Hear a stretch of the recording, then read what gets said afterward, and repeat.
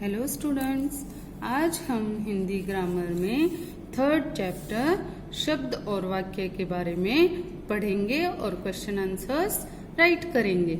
शब्द को इंग्लिश में वर्ड्स कहा जाता है और वाक्य को सेंटेंस। चित्र के नीचे दिए गए वर्णों को मिलाकर पढ़िए और समझिए। ये जो पिक्चर्स दिए गए हैं इनके नीचे कुछ वर्ण जोड़कर शब्द बनाए गए हैं, उनको पढ़ना है और समझना है। पिक्चर में देखिए न प्लस ल। अच्छा बच्चों, ये जो प्लस है इसको हिंदी में धन भी कहा जाता है। धन, धनुष वाला ध और नल वाला न, धन। बट हम अपने कन्वीनियंस के लिए इसको प्लस पढ़ते हैं।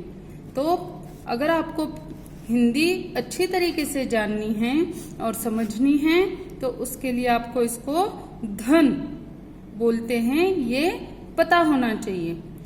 और हम इसको नॉर्मल इंग्लिश में प्लस बोलते हैं, जो कि हम यहाँ पे अपने कन्वीनियंस के लिए यूज करते हैं। बट ये इसको प्लस बोलना रॉन्ग होता है, हमें इसे धन बोलना चाहिए। न धन ल इज इक्वल टू, ये इक्वल टू है, इसको हम इंग्लिश में इक्वल टू बोलते हैं बट हिंदी में इसको बराबर बोलते हैं। न धन ल बराबर नल, इन दोनों को जोड़ के क्या बन गया? नल। घ धन र बराबर घर। ये देखिए, ये जो घ है, ये र है, ये सब क्या है? वर्ण है, ये व्यंजन है। इनको जोड़कर हम एक नया शब्द बनाते हैं जिससे कि कोई सार्थक अर्थ निकलता है।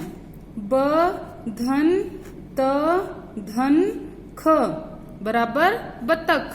श धन ल धन ज धन म बराबर शलजम।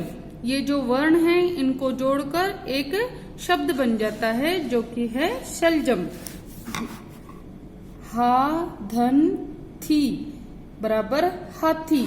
मो धन र बराबर मोर। भा धन लू बराबर भालू।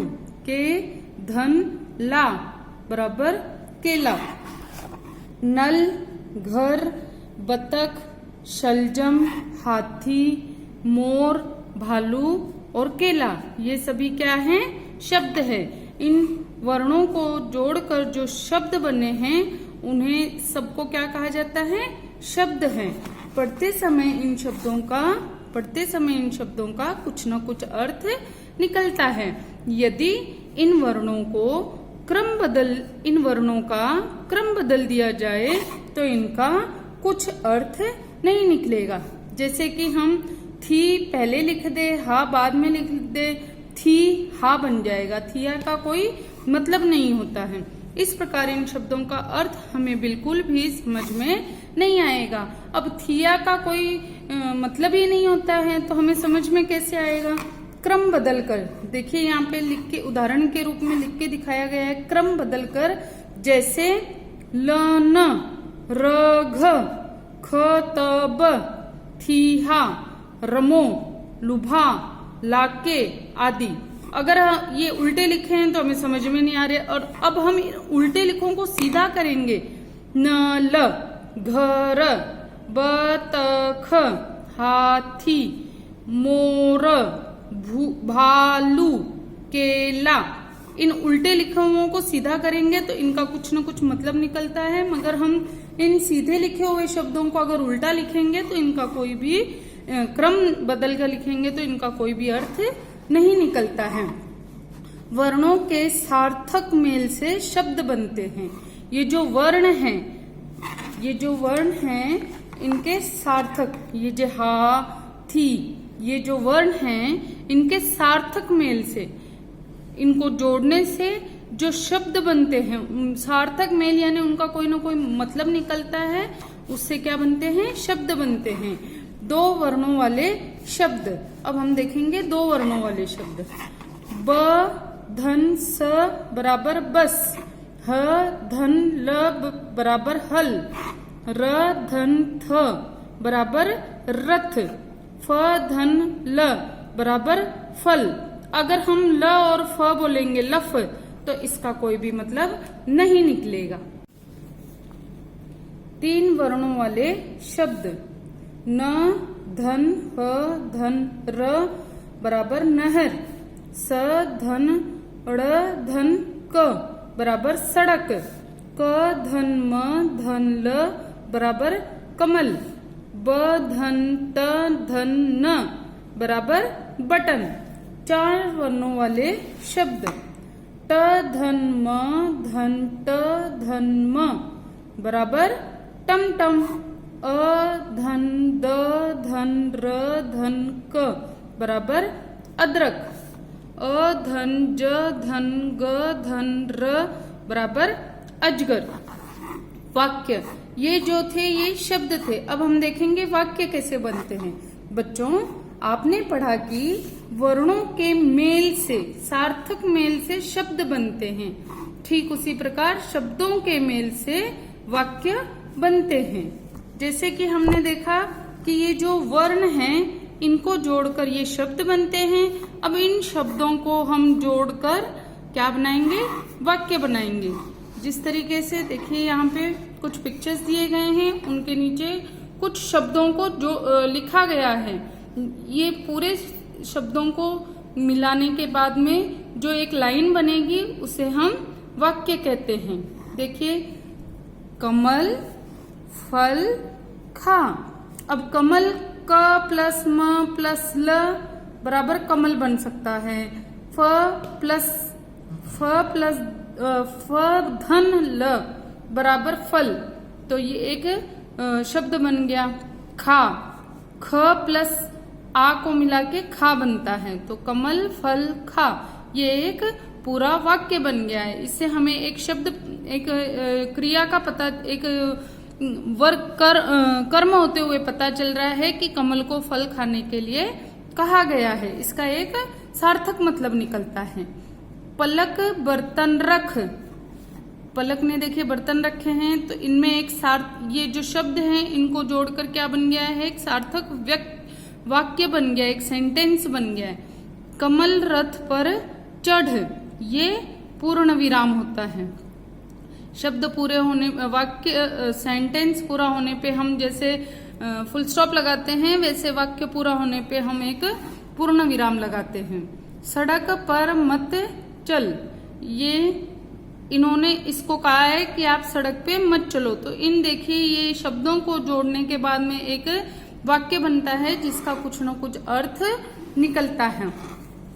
आपने देखा कि शब्द समूहों को मिलाने से वाक्य बनते हैं।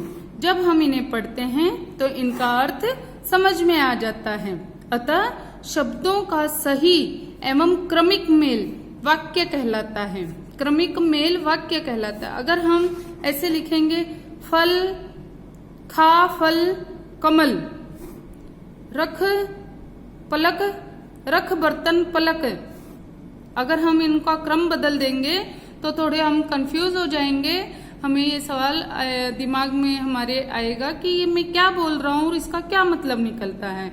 और जब हम इनको क्रम में लिखेंगे, शब्दों को सही क्रम में, तो हमें इसका मतलब समझने में परेशानी नहीं आएगी। इसीलिए कहा गया है शब्दों का सही एवं क्रमिक मेल वाक्य कहलाता है। प्रश्नाभ्यास। अ, निम्नलिखित वर्णों को सही क्रम में लगाकर उचित शब्द बनाइए। अब देखिए यहाँ पे आपको कुछ शब्द वर्ण दिए गए हैं, तो हम इनको लिखेंगे क्रमिक, सही क्रम में लिखेंगे। जैसे न, त, र, ब। अब नतरब, ये हमें पढ़ने में बहुत हार्ड लग रहा है, समझ में नहीं आ रहा है कि नतरब का क्या मतलब होता है। ये तो हमने कभी सुना ही नहीं।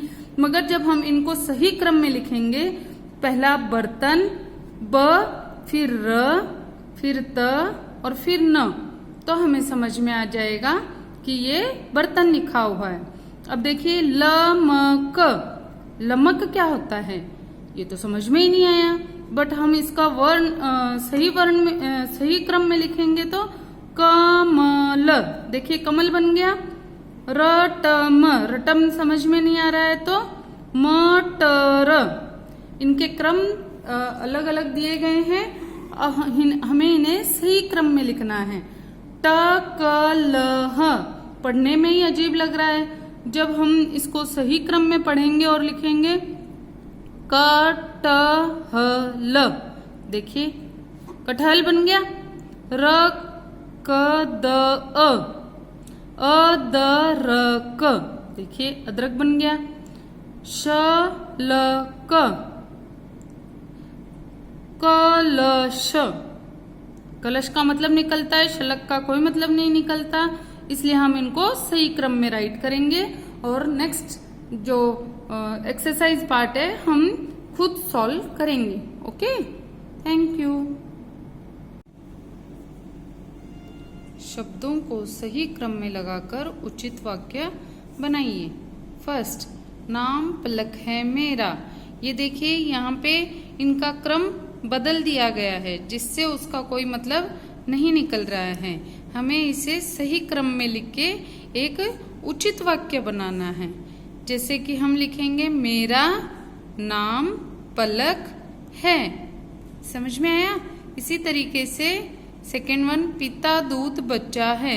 ये आप सेल्फ करेंगे। स, चित्र देखकर उचित शब्द लिखिए। इन पिक्चर्स को देखकर हम उनके उचित शब्द जो हमारे ध्यान में आए, जो इनके लिए उचित हो, वो आप यहाँ पे राइट करेंगे। ठीक है।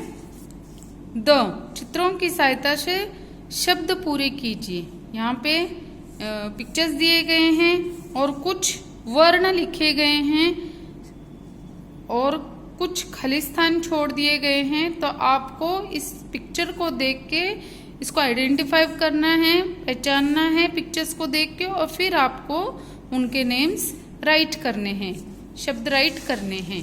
ठीक है। एक्टिविटी बेस्ड क्वेश्चन, चित्र देखकर वाक्य पूरे कीजिए। अब यहाँ पे आप ये पिक्चर देखेंगे और एक वाक्य लिखेंगे, मेट्रो।